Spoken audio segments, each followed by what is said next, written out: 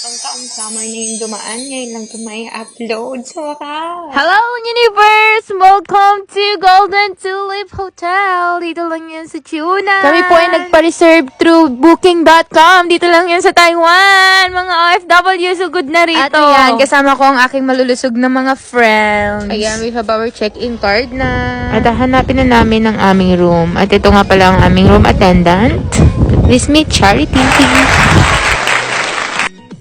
At ito nga pala ang aming room girl presenting Gina, aka Kulasa. O, dadan. O, taray ba? May panooran at office table nga pala kami dito. At syempre, meron din dalawang bed. Ayan, comfortable. Saya.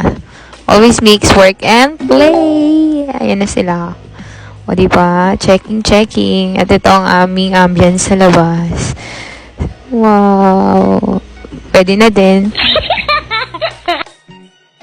Ayan, pumupesto na siya. Siya daw ay matutulog na. Ito nga pala ang aming CR. Medyo malaki at may bathtub. Ayan o. Hindi na ako nakatulog. At ito si Kulasa, ang aming room attendant. Pak, ganda o.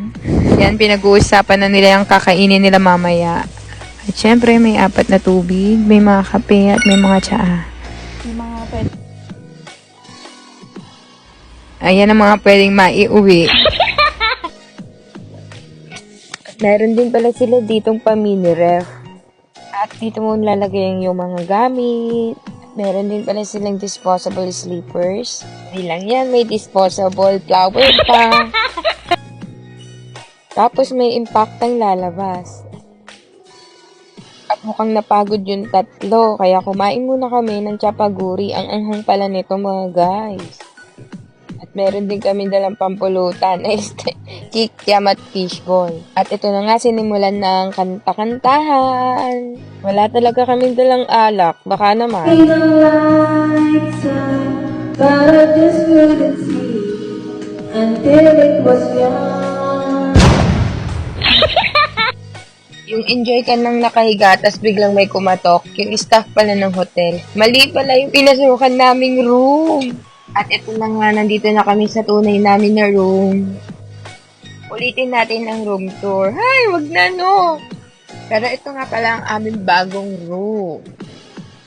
Meron din naman pa 2 bed. Abay, okay na din. Meron din naman silang bathtub dito at 2 ang kanilang kama. Yun nga lang, wala na kaming cabinet. Pero okay lang, yun ang importante. Meron kaming mga pagkain. Kaya simulan na natin kumain. Tara, kain guys!